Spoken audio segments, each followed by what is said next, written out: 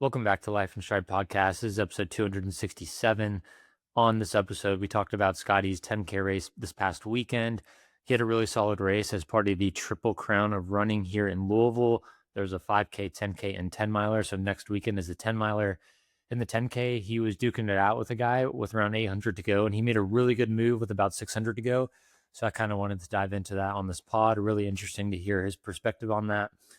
He's also 1-1 with our good friend Eric Stauderman. So who's going to win and go 2-1 and win the overall series in the 10 miler? We'll see. We also talked about my last thoughts going into McKirdy Marathon. And also Danny has been at altitude recently, and he is now dealing with heat and humidity again in St. Louis. So he told us what is harder to train in, heat and humidity or altitude. The answer might surprise you. Anyway, if you enjoyed the episode, please leave a review, drop a comment, share with a friend. We'll catch you on 268. When we're running through Norton Commons or the Pewee Valley area in Louisville, Kentucky, it's pretty easy to spot Mason Construction Home. The attention to detail, the quality, the stunning design, you can't miss it. It stands out. We aren't just saying that either. Our own co-host Scotty trusted Mason Construction to build his forever home, and he and his family couldn't be happier. Don't tell Scotty this, but we're at his house a lot because we love the home. He's all right too, though. If you live in the Louisville or Southern Indiana area and are thinking about building your forever home or doing a remodel, there is nobody else to trust with this project than Mason Construction. The link to their website is in our show notes. Click on the request information option and start the conversation about what your forever home could look like. All right, we're live, Life in Stride podcast. Hope you've enjoyed the recent slew of banger guests we've had lately. Zach Bitter, Johans. We had another big one last week. Who was the big one last week? John Green. Bang. John Green. That was maybe the biggest one for. And we had a really, really big one too. Oh shoot, what was his name? Oh, Chris Striegel. Bang. Yeah. One thing I wanted to obviously I want to talk about the 10K, but I made a reel about this. I kind of wanted to talk about how because you were racing with our friend Joe late in the race, and you kind of made a move. I kind of wanted to dive into what was going through your mind, how you decided to make a move when you made a move, all that stuff. Because I think like from the spectator's point of view, I feel like you raced it really well to make a move at the end. Yeah. So I'm curious kind of how it played out, because I saw you with maybe 600 to go is the last time I saw you, and then it seems like you made a pretty good push towards the end. So I don't know. Yeah, kind of. I kept consistent. I wouldn't say. Well, I did push. Let me tell you the story. Danny, you ready for story time? 10K time? 10K story time. 10K. Chris's idea, not mine. I didn't want to talk about myself. Just putting that out there. Dude, we got to talk about the 10K. You're a co-host of the podcast. Scotty, we talk about your 10Ks. That's just what we do, bro. But I feel like the only way to talk about yourself on this podcast is if another guy is like, "Hey, Danny, talk about yourself," right? Nah, you can take the wheel, man. Anyways, so what he asked was me and Joe Draybot. I was telling everybody he ran with you at Bellarmine, correct? He did, yeah. We were the same grade. Yep. Right. That's what I figured. He was 1435-ish guy in college. He's good. Wow. Yeah, he's good. So yeah, 10K he goes out pretty hot. In the 5K he also went out hot, and I almost chased him down, kind of. And then shout out Spindrift Danny. Alex bought a 30-pack today at Costco. I was What flavor you rocking? Just the lime, dude. I'm a big fan of the lime. Yeah. That's the thing about Costco is they have the same 4 flavors. They have the 3 in the variety pack that you get, and then they have the lemonade one, strawberry lemonade or whatever it is. And those are all good, but once you have 60 of them, not as good. Once I have 180 of them, I'm like, wow, I need to go to Kroger and get the 8 of the pomegranate or something different. Exactly. So I'm rocking the mango orange here because wifey went to Schnucks over the weekend, and Schnucks. she knows what I like. So I got Dre the box ahead. Gallons. Oh, what? Go ahead, Scotty. What'd you say? I said I got a 4-pack of half-gallon milks at Costco this weekend. Huge pickup. Gonna down them all this week. 4 half gallons. That's a crazy move when you could just get 2 gallons. Do they have full gallons there? I In don't know. Costco, yeah, they're like Oh, they do? they're kind of rectangular, and I think Yeah. they make the jug that shape so that they stack well, right? Yes. They have a flat Ah. top, and so I think they come on pallets.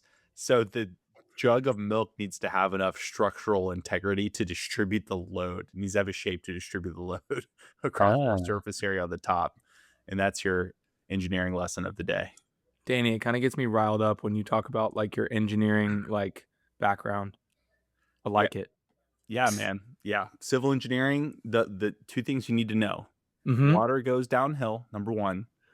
Number two is if it's moving, that's bad. You want it to be still. Yeah. Dude, Danny, that couldn't be more true in my business. We do a lot of drainage in my business, which is essentially if people have standing water or like downspout drainage, getting water away from people's foundations. I do a lot of it, and we do all like really professional PVC drainage and stuff. But my employees, like, we'll be running a pipe. I'd be like, hey, throw a level on this to make sure before we backfill it to make sure it's going downhill, right? Yeah. It's a quick and easy way. A PVC pipe is straight, so you can put a level on it, and if that 10-foot run is downhill, and it'll be like uphill a little bit, and they're like, it's fine. I'm like, last time I checked, water does not go uphill. They're like, well, yeah, I mean, like, it's downhill over there. I'm like, yeah, that's not gonna work. We got to take it out and redig it. And they're like, no. Dang. That's trouble, bro. It's trouble, and it's true. You're a civil engineer, like you learn it the hard way. You learn the lessons the hard way out there at Scarce Lawn Care. So, Yeah, Scotty, you should be an adjunct professor, bro. dude, honestly, like Scotty knows a lot of these lessons probably better than I do, just from doing. So, anyways, Drainage is some of my favorite things to do. It's like a puzzle, and it's so fun. Honestly, it's so fun. I did a new thing today or the other week. I might have said it on the podcast. I don't know. Maybe not. I don't think I did because it was Friday. I cut. You know how sidewalks, like when they pour concrete, they like scrape grooves in the concrete so that when it cracks, it only cracks in that section. Yeah. And then it stops at the groove. Well, one side, I had to put a drain underneath the sidewalk, and normally we hand dig underneath the sidewalk. And that's like by far the hardest thing that I ever do is digging underneath the sidewalk. yeah, But I tried this new thing. I just used my concrete saw and I cut at the groove and then used my machine and lifted the whole sidewalk piece up and out, dug my drain underneath the sidewalk. Wow. Put the dirt and the gravel back, and then put the concrete piece back on top. Wow. It actually worked really well. Dang, dude. New business, making sidewalks. No, definitely not. there we go. Anyways, Dude, but yeah, start from the beginning of the race maybe, because I'm curious how it played out with like Stauderman, and because you and Zolman had a bit of a step on them at mile 2, so I want to know like what happened the first couple miles. what a bummer that I have the talking stick first. I poured Oh, sorry. 1,000 calories worth of granola and raisins. That's okay. I'm not here to eat. I'm here to talk. So beginning of the race, actually, let's start in the morning when I woke up. I have never been more unlocked in for a race series than these specific races. Like no nerves, Yeah. like zero desire. Totally. Danny, I gave you a shout out in my video. And like right before the video, I did like a talking head. I was getting my shoes on. And Yeah, I saw it. huh? No, I'm kidding. I need to go watch it. I was just No, I haven't posted it yet. Oh, I haven't posted it okay. yet. I need to finish it. I have like a couple minutes of text to put on, and then I'm finished. I have the thumbnail and everything, but Let's go. gave you a shout out. It's a good shout out. But I woke up that morning and I said, you know what? I'm so freaking sick of Stauderman confidently saying to my face, Stauderman, I love you when you hear this. But I've told him this like 5 times already, but I'm so sick of him saying Scotty's going to go out hot, and then I'm going to pass him in the final stretch, and I'm going to kick him, and you know, I'll beat him. And he did exactly that in the 5K. Exactly. And just like right at the last mile, he just comes past me, and I just had nothing left. And the 10K that morning, I was like, you know what? Frick that. I'm not going to let him pass me today. We go out together. about 5:17 pace, 5:18 pace, like right on the dot. Yeah. We weren't even like that much hotter than that. We didn't like start the first 400 at 450 or anything. It was just like 5:18, and we just held it. It felt like a dead sprint, and he was right next to me at mile 1. Stauderman, and Zalman was like a little bit in front of us, and he at like mile 1.5, I made a conscious decision. I was like, okay, if I don't surge now early, granted, I have like no racing experience with these distances. Like somebody like Chris, he knows how to actually like race in these distances. But I, at 1.5 in my head during the race, I'm like, okay, I have to surge now so that Stauderman, I'll like get distance on him. And then I'm just gonna, cause I'm like, if he's with me at the end, I'm not gonna win. I will not win. He would So, outkick you? if it's like the last mile, he'll push harder than me for the last mile. Yeah, because if it's like 200 to go, I think I got Scotty in that one. Yeah, maybe. Yeah. I think I would. He thinks differently, but I think I would. But if it's the last mile, yeah, he'd smoke me in like endurance right now for sure. But so I pushed it 1.5, and I made up quite a bit of ground on them. Stauderman was with Ethan and somebody else, I don't know who, but and yeah, I mean, I pushed like, I think I had a 5:14 mile in there, 5:17 in there, and then mile 4.5 or in change or so, maybe 5, closer to 5. You hit this uphill at the soccer stadium, then you hit a downhill, then you hit an uphill, and then you go around a cone, and then 180. you hit a downhill, and then you hit an uphill, and then you hit a downhill. It's just repeating that process. It's a brutal part of a race. I talked about it before, but Yeah. that's when Joe Drabot and I were kind of trading places. Zalman was about 10 yards ahead, maybe 5 yards ahead for like the whole last 2 miles. Yeah. I don't know why I wasn't being competitive with Zalman. I was only in my head thinking of Stauderman. I saw Chris at what, 5? I think it was 5.2, and I said, "Where's Stauderman?" He like didn't hear me. Bro. Yeah. I was like, "Where's Stauderman?"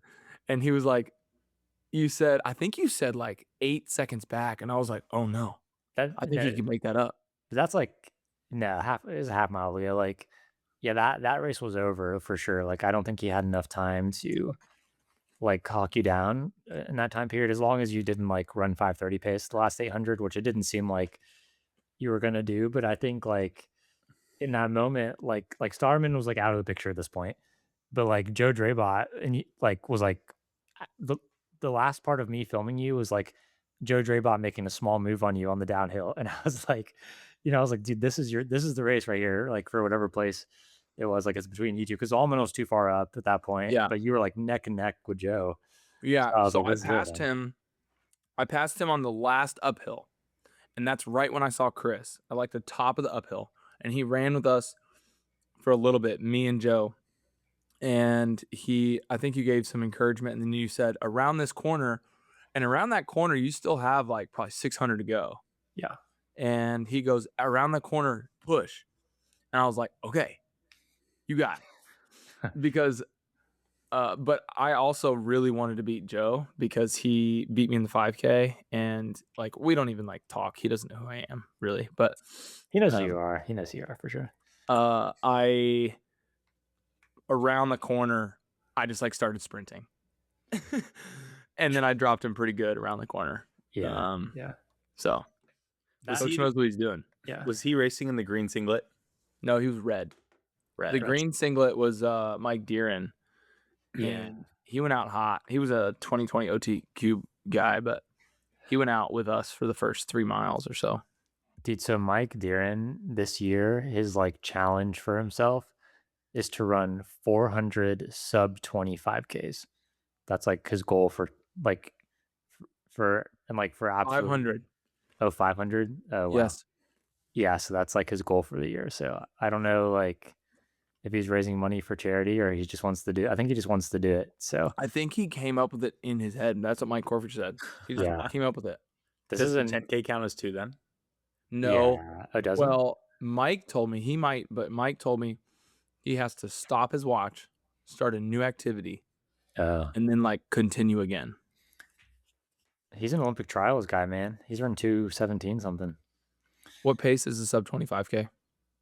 Sub 20. 6:30. Yeah, like 6:30 something. Yeah, because 6:40 is Faster. 20 for 3 miles. So yeah, around 6:30. I think it's Something like that. 6:20. Yeah, I mean, he's definitely like in shape. Like he's just gonna have to do like a couple 2-a-days, like running pretty hard. But 6:26. 6:26 pace every single day. yeah, I could see that brutal. getting old for sure. But I don't know. I mean, if that's what gets you out of bed every morning, then I'm all for it. You just got to do what excites you. So What a dog. Scotty, It was a great race though. are you overall happy with your performance? What place did you come in overall? I came in 8th. in eighth, 5K, I think I came in 12th.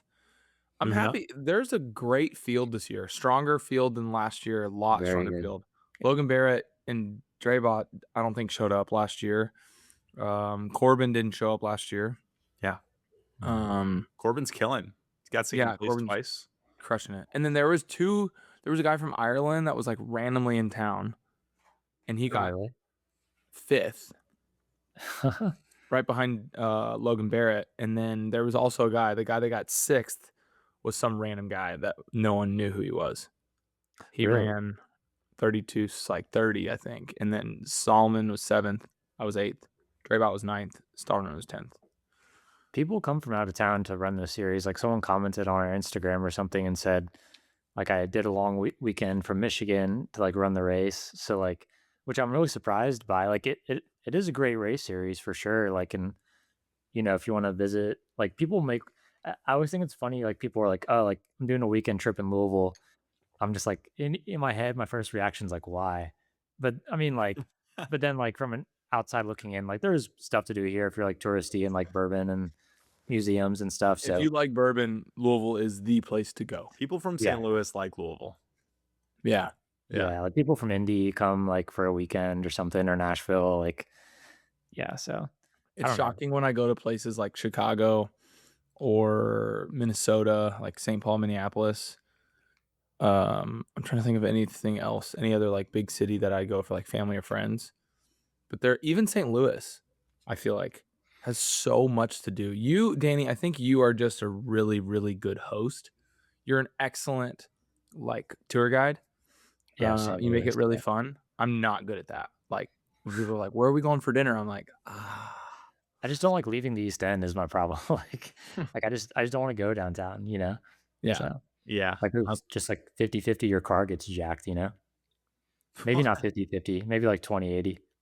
I mean, if Dude, you're this parking, conversation is so funny. I was describing this exact conversation of people who live in the city of St. Louis versus people who live in the county or like even St. Charles County. It's like if you live in St. Charles and you hear about someone that lives in the city, you're like, oh, like, are you dodging bullets every day? Like, what is it like? Like, do you carry a gun?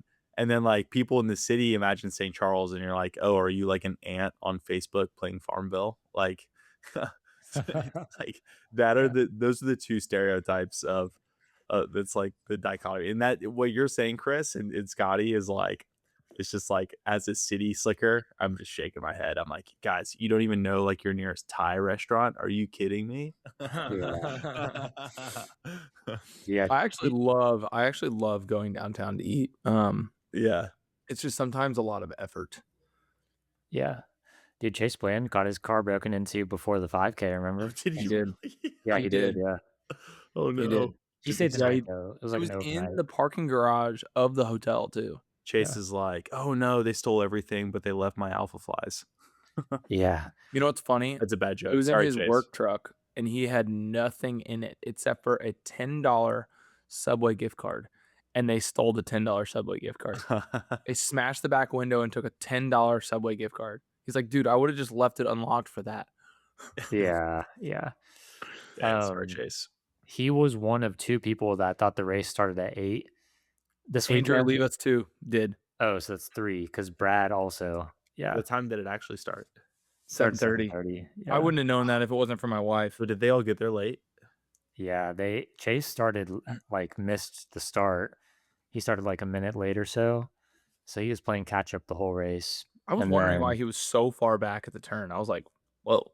yeah, he was like behind Brad when I saw him around 2, like kind of with Brad. But then, yeah, later on, he was like well ahead. But yeah, and then Brad made it on time, but he said like no warm up, like just going Yeah. 100 on the highway, ran 2 red lights, like to get Well, there. the story of Brad Crazy. is a little different. He didn't he knew it started at 7:30. Oh, I he did. put this in my video too. There's like a minute of him telling his story. It's so funny. He woke up to his wife's alarm at 7:01. The race starts at 7:30, so 29 minutes, and he doesn't live that far from downtown. It's closer than me, but he lives off Hurstbourne Yeah, Shelby area. campus. Yeah. So that's, I mean, probably 20 minutes. Oh, Yeah. And he had 29 minutes to get there. Stauderman has his bib. So Stauderman takes it to the elite corral in the very front of A. And with 2 minutes to go, he runs up into the corral, and I pin the top pin on his bib, and he pins the bottom opposite corner. And he was like, "That's fine. Let's go." Which, honestly, it kind of reminds me of Chris Striegel. So KDF, bro. Yeah. You just need one pin, really. If you think Several about it. races. Yeah. honestly, you don't even need a pin. Yeah, you could just stuff that thing in your shorts. Dude, As long as the chip goes through, that's all you need. You know what's been driving me nuts about the Triple Crown is that, like, the whole time I was telling Ashley this, I was like, I was thinking we'd go like some iteration of Caroline, Kendi, and Alex going 1, 2, 3, and like all of these races, and literally none of them have raced any of them. And I'm just like I was so excited. I was like, man, this is gonna be sick, and it just hasn't come to fruition. So I think Alex and Caroline will both podium at the 10 mile. yeah, they're racing the 10 mile. So, and granted, Paige has been running amazingly well. So, Paige no won. guarantee they would win. Yeah, she won both by a lot. So, and she ran fast at both of them. So, Bailey got second. Bailey Cave. Yeah. So, good job, Bailey. Yeah. Shout out to Thomas. He's putting some offers on houses, I think. So he's looking to move. So they're moving. Yeah, from St. Matt's. Staying in St. Matt's. You got to be. You got to be within a 2-mile radius of Seneca Park if you're the coach of Trinity High School. So yeah, no kidding. You're there like 24/7. Yeah, and coaching like the kids in the summers and stuff. Yeah, you gotta be within a 2-minute drive of Seneca He still Park. drives to Seneca though. Yeah, he does. Yeah, I just jog over there. He lives less than a half a mile from where we park. Well, actually, it's probably like 0.6. But yeah, it's like okay, dude. Sam Meredith, like so the whole ski loop. I actually made that segment on Strava, and didn't know that. Zach Bevan has the record, which is like a very rightful record. It's within a 30-mile run. It's the second loop of a 30-mile run. It's like a bit under 5:30 pace, I think. That he was like in nasty shape at this time. But Sam Meredith actually did it faster, but he started from Thomas's house. So it didn't count as the segment. So he doesn't have it. But Sam Meredith has run faster than that. So Are you serious? Nuts. yeah, he has. Dude. What year? Oh, I don't know. It's probably been 3 or 4 years. It wasn't that long ago. That's what Sam's good at, man. Like he's like just very good at like just doing stuff like ripping long runs, like hitting the segment. Like he's game, dude. So yeah, he always wants to run the whole ski loop. Always. Yeah, that's all. He's only done it once this whole year, and I was out of town. Yeah. Every long run. I mean, I did that for years. That was my long run, like for a long time. So yeah, it's been kind of nice, like getting away from that. Honestly, I've only run it once, I'm pretty sure, and I didn't even do the whole thing. Me and Zalman like cut it short. Yeah, it's fine. It's like you got to run on a busy road for a bit, and you have to do it early. Yeah, you have to go early. Is that the one where we went all the way down River Road? Yes. Yeah, River Road, Mockingbird Valley. Yeah, that's like not a fun route. Yeah, Mockingbird Valley is dicey. I agree. With cars. Yeah, it's not good with cars. Yeah, it's like it's so hilly. Scotty, so what was your official time for the 10K? 33:08. Is it what you expected you would run? No, I thought I would go. Actually, I was very hyped about it. I was like, I do this, and I feel like I actually race better when I know the pace I need to hit.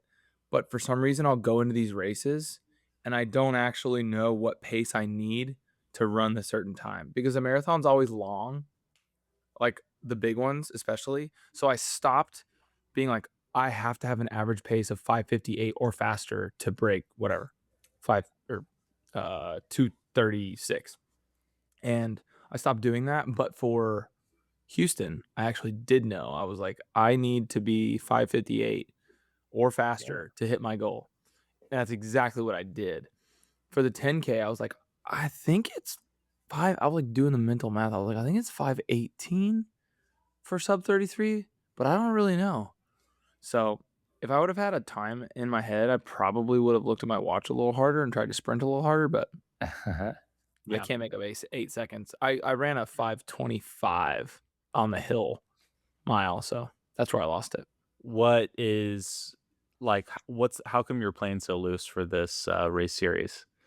Like, why are you so relaxed? But also, you were telling me that you were really locked into that one because that's what you said in the group text later that day. So what's actually true here? You said you woke I up that was morning thinking about locked in Stauderman. that morning that I wanted to beat You said, Stauderman. hold on. You said that morning that you woke up thinking about Eric Stauderman. Yes. And you also said you don't care about this race. So which is it?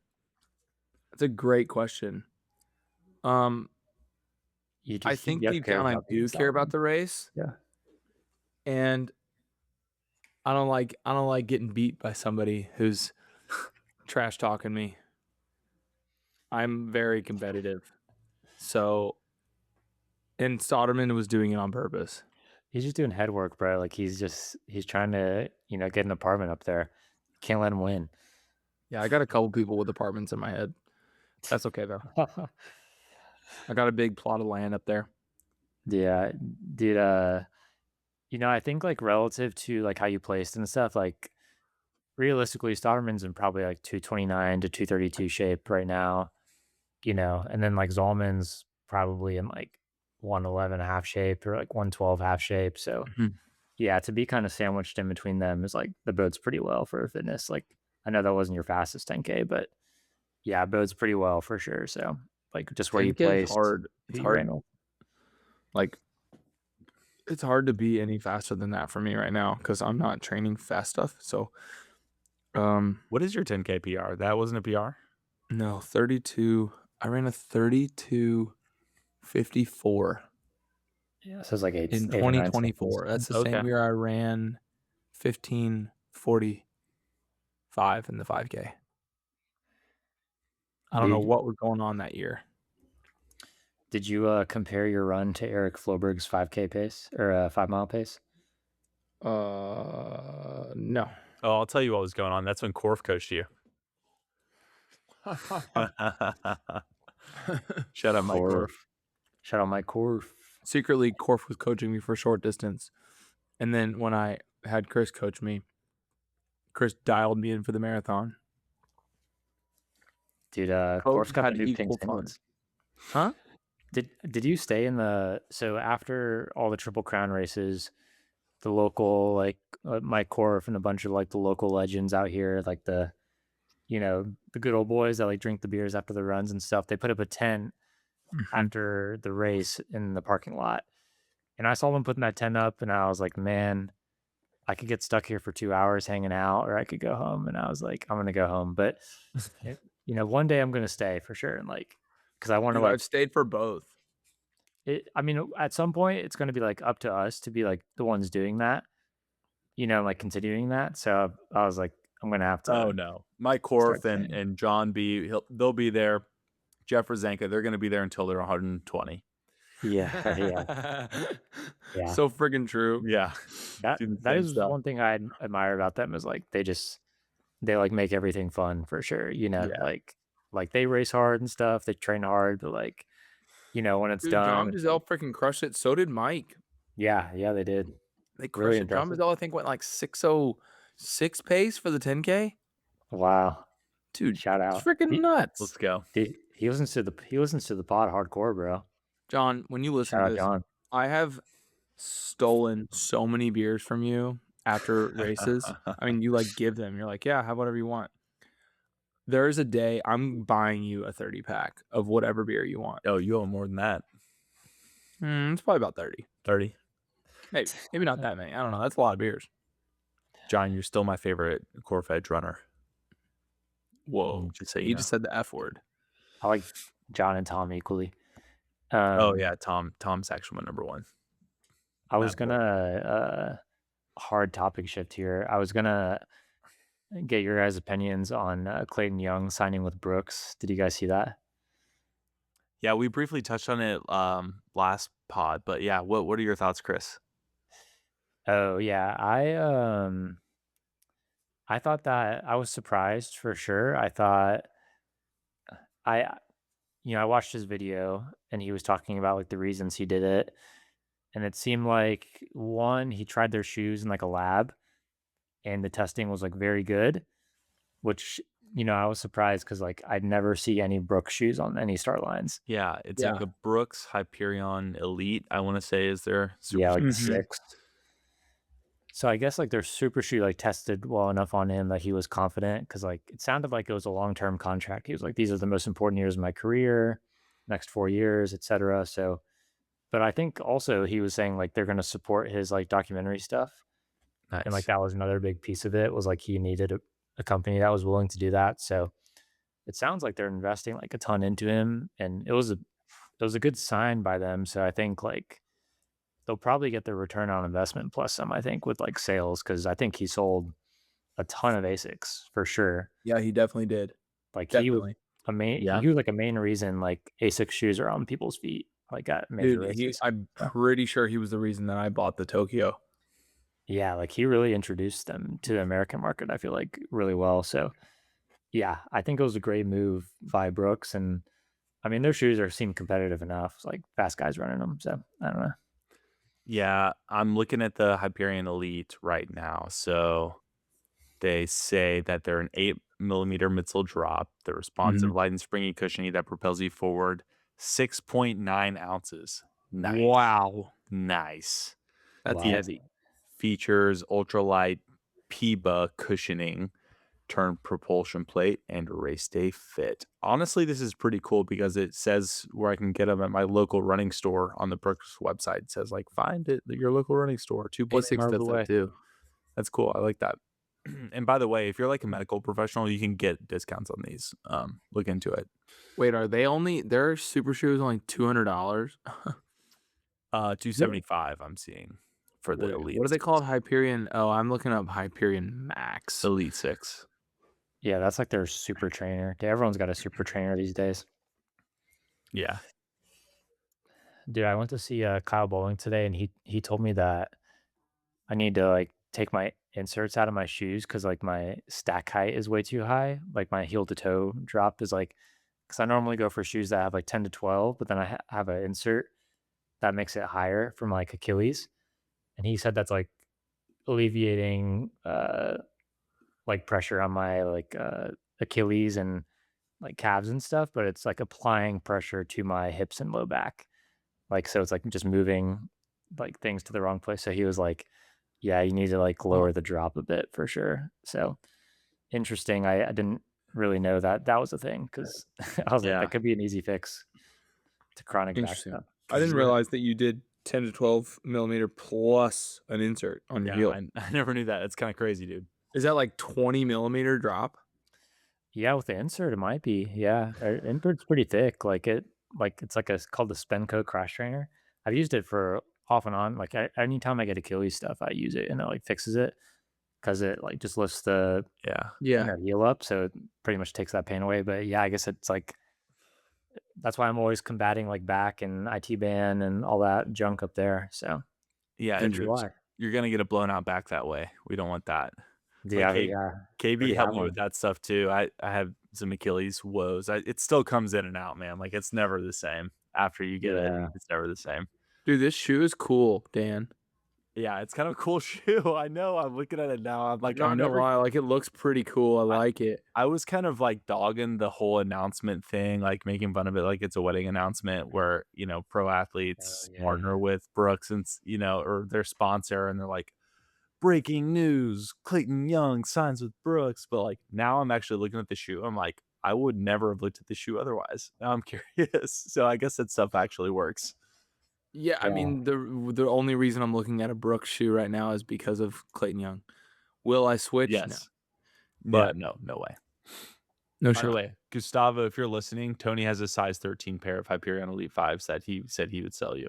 So let me know. Also, Chris Sadler, if you're listening, Alpha Flies are totally out, bro. Yeah, it seems like they are kind of out until they come out with. Although he did try Asics and he did not like them. Dude, you want to like drop some knowledge on us? He's like, Alpha Fly hasn't released a new shoe in 3+ years. Apparently, the Alpha Fly 3 came out in early 2024, so it has been a while, but not as long as you said. Oh, but still, like other brands have come out. So we're talking 2 and change now. I guess they had something like, I was thinking about this for the Fast R3, and it's like, why would Puma release a new super shoe, a Fast R4, right? So they have other super shoes they're releasing, but I'm like, that would be why kill the golden goose? Like, just keep the Fast R3. I think it's great. You almost need to like keep it and just like make a new one for Let it like ride. that tailors for a more heel or something, more stability or something. Let your winners ride, bro. Let your winners ride. Apparently, that's the change they're making, is they're like beefing up the heel on it a little bit, because that was a complaint. But I'm thinking about running, like, I'm gonna run McKirdy in the Pumas, but I think I might run Boston and the Alpha Flies, just because I don't know if I think I want like more stability on like the downs in Boston. I don't know if that's a. I don't blame you. But like, I know a lot of people, like, I'm probably overthinking it. Like, it probably really You're doesn't overthinking matter. it. Run the Fast R3s, dude. I just did a hilly 20 miler last Saturday that had like equivalent elevation of Boston, and I think it's fine. It was fine. Like, I was as wrecked as I normally am after a 21-mile long run. Like, it's fine. Absolutely wrecked, bro. Yeah, dude. Wait, you the run that I commented on that? Yeah, I said Danny had an absolute session that was on hills.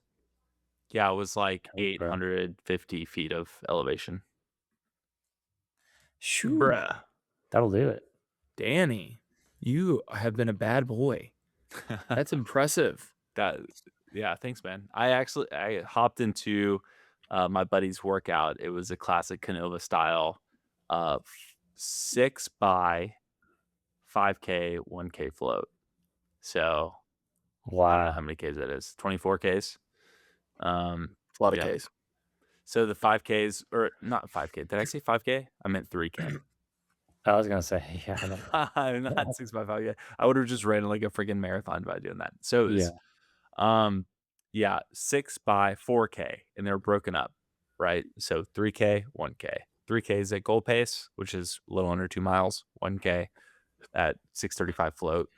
And yeah, we did the Hilly Horn Memorial route. If you know, you know, in St. Louis, it's basically a beautiful route out in the county. We go from Forest Park Visitor Center, down Clayton Road, cut up Warson, back down Ladue, into Clayton, down past WashU, down Forsyth, into Forest Park again, finish back at the VC, and we make 21 miles out of it. So it was good. I got my buddy's coach to come out and film us because he's on the mend right now.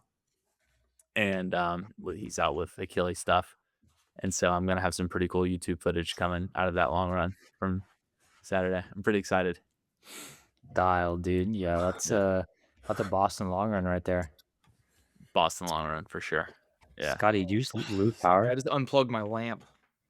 I was gonna say, what just happened, dude? You went dark on us. Dude, go ahead, Chris. I was just gonna say, yeah, it's like, yeah, Boston. I've heard like different takes on Boston. Some people have told me like you need to be prepared for the hills and like do long runs on hills and stuff. And I think that's definitely the route I would take. But I've also heard people say like, yeah, like, you know, you just got to be in shape, like no matter what. Like it doesn't really matter if you're on hills training or not. But I think like I feel underprepared every time I didn't train hills for Boston, like my quads and stuff. Like the downhills wreck me. So I think you do have to train on hills and like do long runs on hills for Boston, or like you're going to have a rude awakening for sure. Yeah. So at least a couple long runs. Yeah. At least like a couple like hard stimulus, probably some squat type stuff. But yeah, I don't know. Like I feel like just showing up in shape, like for a flat course, like might not bode well for you if you start getting quad cramps at 22, you know, in front of the drunk kids at Boston College. So like, that'd be the worst place to cramp up. Yeah, Dude, like no you kidding. you can be in like, 220 shape or whatever, like flat shape. But I mean, I haven't really been training on hills, so that might be me. We'll see. I don't know. You'll be all right. I've been preparing for a flat fast course, so I don't know. Yeah. Chris, you got any final thoughts about McKirdy? By the way, it's race week. Have you all talked about it? I mean, I just got on here a minute late, so I don't think y'all have talked to McKirdy at all. Oh no. Saving the best for last, as they say. I will say my glutes feeling better than it has. It's been painless. I took yesterday off, and then today felt really good on both runs. So yeah, going to Kyle was beneficial too. We had a couple needles in there that really like jolted for sure. So Oh, really? Yeah. You feel stuff like pop? Yeah, just, release when the muscle releases. Yeah. big release. Yeah, big release. So that was good. Like I told him, I'm not even looking for like really like a permanent fix. I just want to do whatever I can to make this like I don't want to have to think about it during the race. Like it's like it Yeah. kind of hurts, whatever. Like so if this makes it like 2% better and like prevents me from having to think about it in the race, then like it's worth it. So yeah, so I'm glad I went, and I'm really not worried about it now for the race. But How's the taper feeling? taper's feeling good. Yeah, legs are good. Been sleeping a lot, and yeah, legs are actually feeling really fresh right now. So I'm really happy with the taper.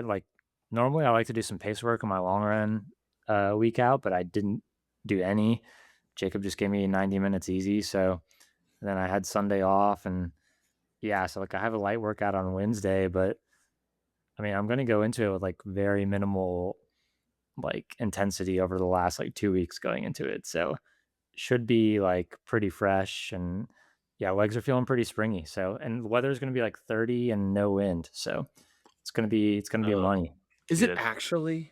So you're not doing a 10-day out big banger workout? Too late? Yeah, last week I did Oh yeah, it's too late. like it was like a fairly hard one. It was like 5x2K and then a hard 1200. So it was like, I mean, it was kind of a banger. Like the 1200 That's was pretty hard. hard. Yeah, Yeah. Like I was a little sore from that. that's harder but than lumberjack. yeah. Yeah, it probably is. Like lumberjack. Lumberjack is surprisingly kind of fun and easy. Yeah, Yeah, like on paper, like people are like, dang, like this is gonna be hard.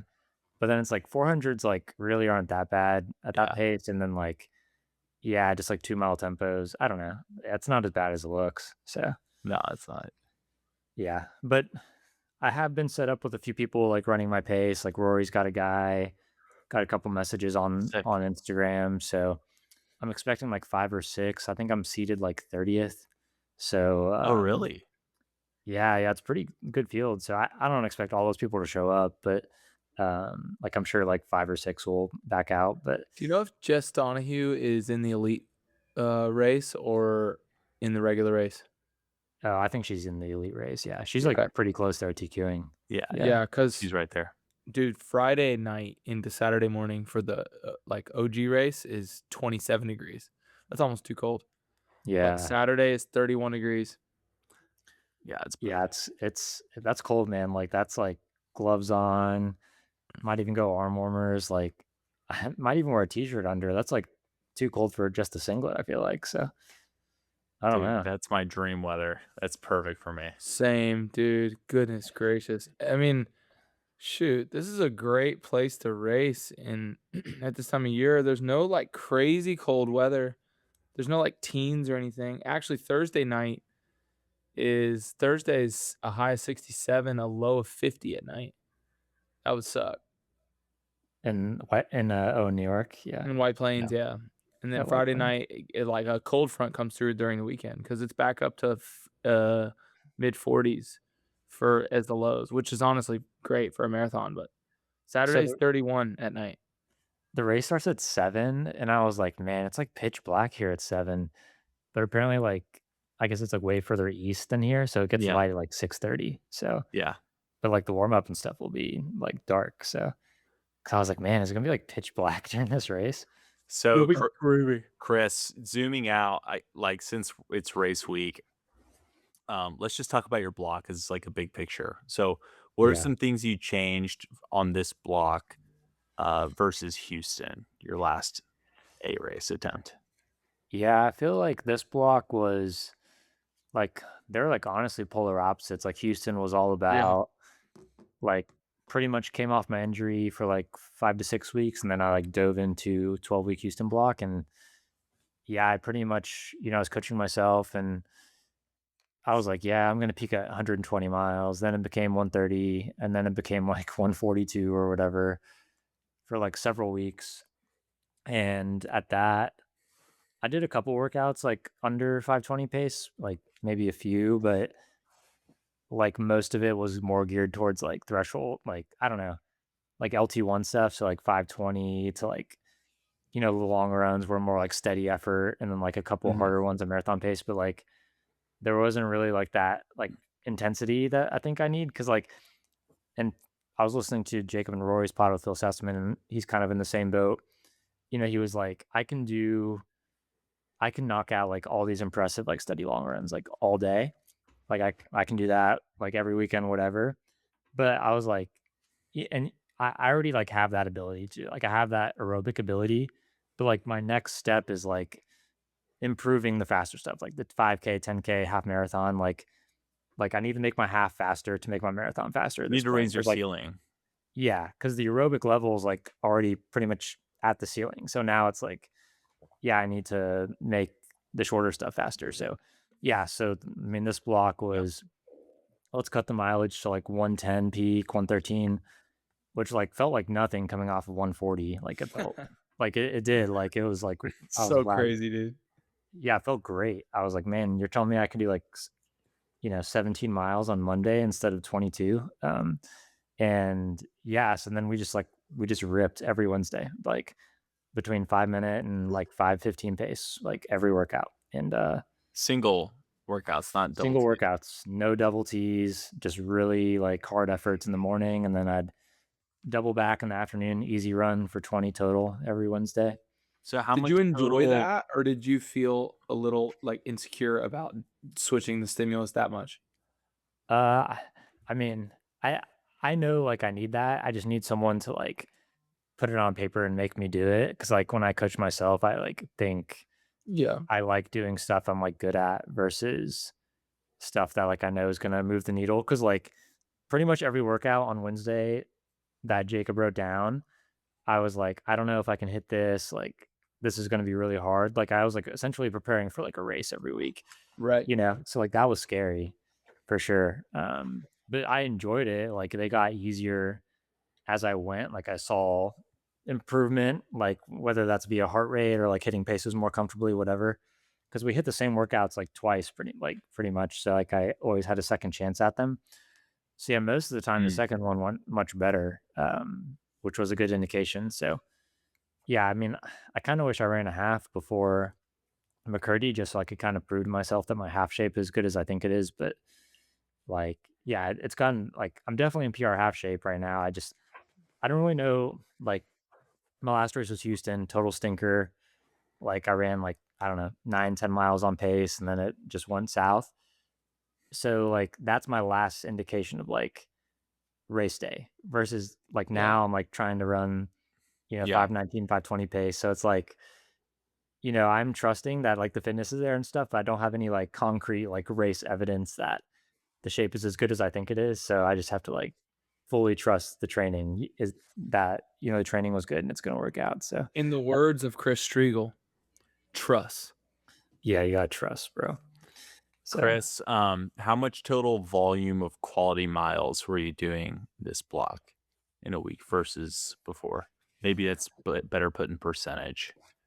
yeah, I mean, I would say like the midweek workouts was probably like 7 total miles usually of work. And then I mean, most of the long runs had some sort of pace work in it, like steady, moderate, or like, marathon pace, whatever.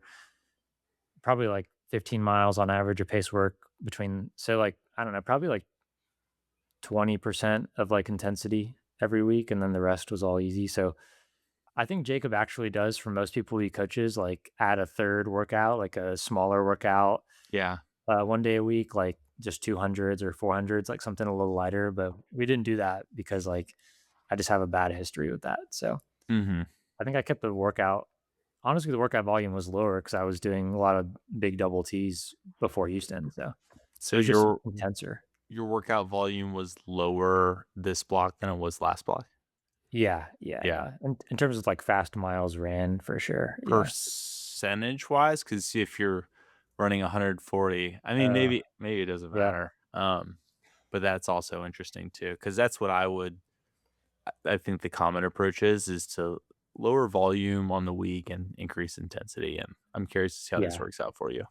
I'm curious too. Like Same. that's the thing, like no race before in between Houston and this. So Yeah. all I have recently, like literally since my stress fracture, like I ran the Fast Freddy's 5 mile race, was my only race before Houston. That was like good. It was my fastest time ever there by like a few seconds. Go to Houston, total stinker, and then I haven't touched the start line since. So like I really don't know what to expect. So I'm gonna give myself like 50-50 odds. Like, like there's some things I can control. Like I can control I'm gonna nail the fueling. I'm gonna pace it smart. Like the weather's should be good. Like there's, those things I can control. Like I will taper well, get a good night's sleep before the race. But like, Yeah. besides that, like I don't. We'll just see what the body gives me. Like I can control. Like I'm gonna give 100% effort for sure, like mentally and physically. But yeah, like I don't know. Maybe I'll surprise myself and feel amazing, run 218, or maybe I'll just blow up the last 5 miles and run 226. Like I can see both of those things happening. But I hope it's the first one. I hope it's like a 218, 219.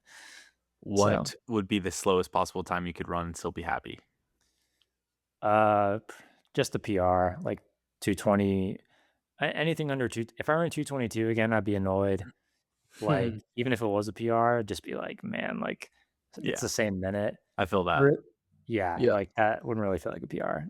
Like, yeah, so then I just feel like I'm like 1 year removed from Bayshore and still in like the same spot, which like I had a stress fracture and stuff, but that's still Yeah. annoying. It feels like you lost a peak year of running, but yeah, yeah, anything under It just takes a second to 222. get back, but you're back.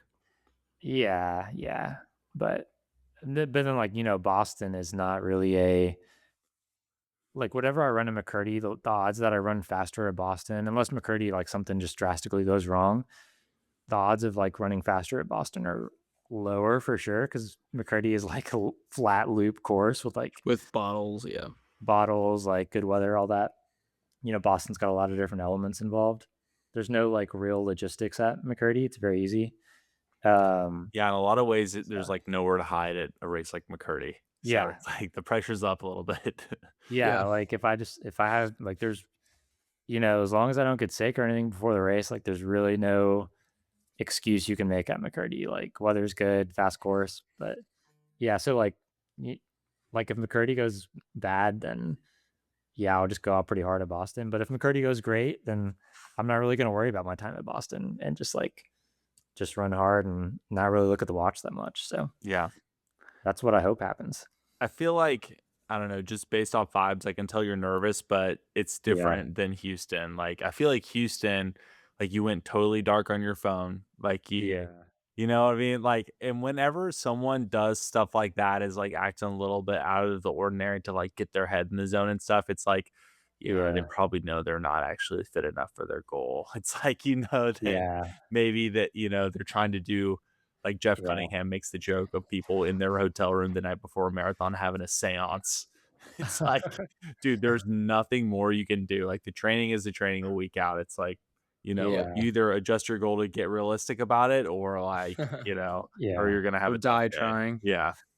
Yeah, I definitely had some bad something about Houston. Like, I mean, I was trying not to tell myself like this is going to go poorly or anything, but I was definitely not like very certain about how it would go. Cause I mean, again, like I'd only raced a 5 miler. Like, I don't know if my aerobic level was fully back to what it was and like the speed from like when I was hurt. 'Cause it was a pretty quick turnaround from coming off a stress fracture to like running Houston. So yeah, I don't know. Like, but this one I feel better. Like, fitness feels better. Um, I don't know. I feel like less stressed out about it. So that's good. Good. Like, there's a Dude, higher I got a chance of crazy success. stress fracture story from a guy we coach. You got one? Yeah, we ran with him this morning. His name's Drew Ward. Oh yeah. Sorry, Drew Beep Ward. He lives in Louisville, Shout out and Drew. Coach Stauderman coaches him. Yeah. But on the day we got kicked out of the KCD track, I was like, "Where have you been?" And he was like, "Bro, I had a stress fracture." I was like, "What? From what?" He was like, "The day we ran at the KCD track, he stepped off the track and like gnarly like rolled his like ankle, and Yeah. he fractured his fibula, not stress fractured it." Oh damn. And so this is so funny. I was like, man, this was a total realization moment for me. I was like, and you're already back? That wasn't that long ago. He's like, yeah, I got an x-ray immediately because like I couldn't take my shoe off at the end of the day. He finished the workout, but a fibula is 10% weight bearing. So your tibia takes 90%, your fibula takes 10. Jeez. And so he Wow. finished the workout, but then he couldn't get his shoe off. He was like all swollen at the end of the Wow. day. So then he went to the doctor, like immediately got an x-ray, put him in a boot for 2 weeks. And then the next week, the doctor was like, yeah, you can return to running. He was back running in 3 weeks. What? It took me 10 weeks. And I was like, man, if I would have like actually not like dropped my ego and gotten an x-ray and gotten like medical advice, maybe I could have been running a lot sooner. Because I ellipticaled for 10 weeks and I still felt it like every day on the elliptical. So I probably went too hard. Wow. Modern medicine's pretty amazing, dude. It is. Don't discount it. Yeah. I got a similar, like when I was in high school, I stepped on like a brown like alcohol bag thinking there was like nothing in it while I was on a run. And there was like a glass bottle in it and like rolled my ankle, like hit the ground. And like I didn't fully break the ankle, but it like essentially created a stress fracture, like a small fracture. So I had to take off like 6 weeks, similar stress fracture time. Brutal. So annoying. That sucks. Brutal, dude. Yeah. All right. I want to tell you guys a little bit about Steamboat, training at altitude, and my thoughts on it. Let's do it. Cool. Hit it. So, right. So I have been going out west for a couple different trips this spring, winter, and it's been really cool. Like I've had the opportunity to hit 2 really big long runs and a really big midweek session at 7,000 feet. And it was interesting because when we got back to St. Louis like 3 days ago, it was, back on St. Louis bullshit, 86 degrees, sunny and humid. And so like I get off the plane, I have to go for my 10-mile Friday afternoon run, of course, because the flight's at 5 a.m., whatever, I have to get it done. And I was like, okay, well, this is a great like opportunity to compare the feeling of running at altitude versus running in the humidity and heat, because there's this common saying of it's the poor man's altitude, right? So let me just say this, and I'll just cut to the chase here. Altitude is harder. Really? It I just didn't think you is. were going to say that. Really? Running at altitude is like you get in an oxygen deficit, and you just can't get it back, like on a workout, right? But and maybe part of this is because my first 2 miles were kind of down a mountain, last 2 were up the mountain. But still, man, I think like running 8 flat pace at altitude is just much harder than running 8 flat pace in the heat and humidity. And the oxygen's the main reason why. Obviously, I'm just trying to like think of the feeling when you're in heat and humidity. You feel like a level of resistance and restriction, and it's not quite the same feeling of shortness of breath though, that makes you feel like you're putting in a lot more effort. But it that stinks too, not gonna lie. Heat and humidity is really tough to run in, and I think it does actually offer like a training stimulus, like Brady Homer has talked about many pods back. But so that's observation number 1. Observation number 2 is like I'm looking back at a couple of these long runs I did. One with Rory and Jacob that I already talked about on the pod, it was like 19 miles at around 640 average. Yeah. I'm like, okay, like that's a pretty good run. And then I get there to Steamboat, another 7,000 feet, 20 miles at 640 average again or something. I'm like, all right, that's a really good run.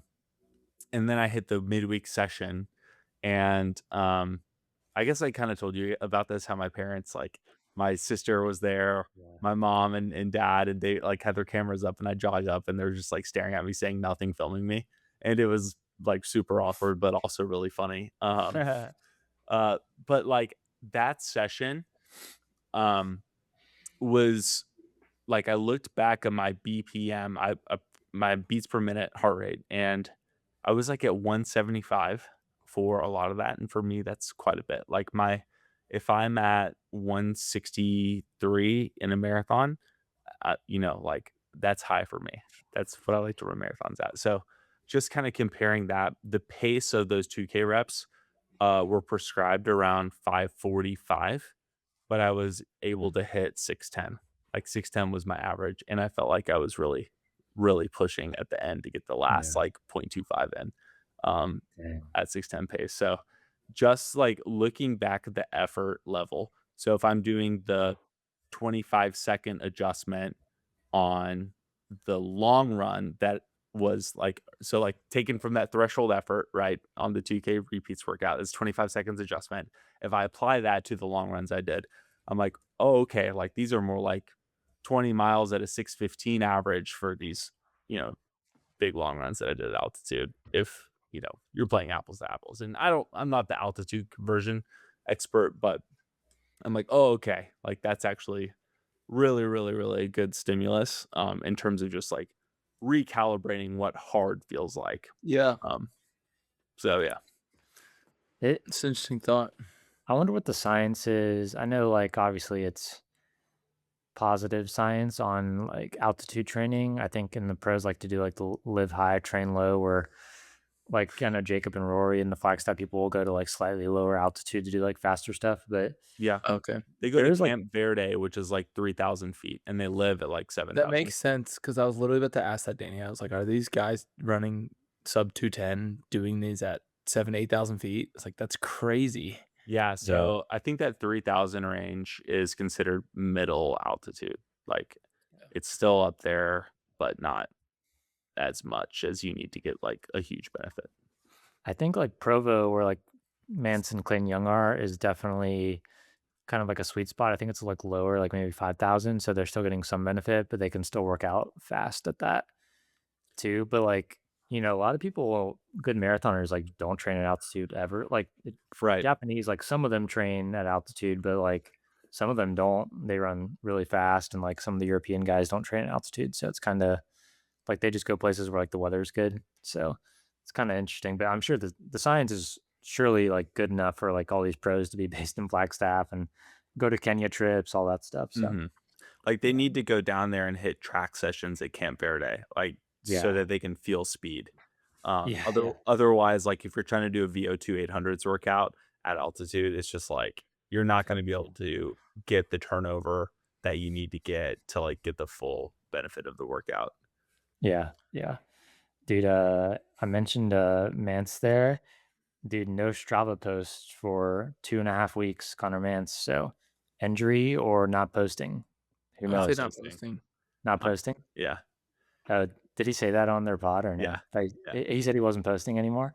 Um, I forget what reason he said, but I'm pretty sure it's because he's like coming back for injury. He's slated for Boston, and like his workouts aren't what they were this time last year. Yeah. Yeah, they were like talking about like who does Mance like to follow, and Oh, what'd he say? he was like John Career, but John Career doesn't post anymore. So, Yeah. but like Mance, I think before Chicago or maybe before Boston last year, put all of his training public like a week before the race or Yeah. something. Yeah.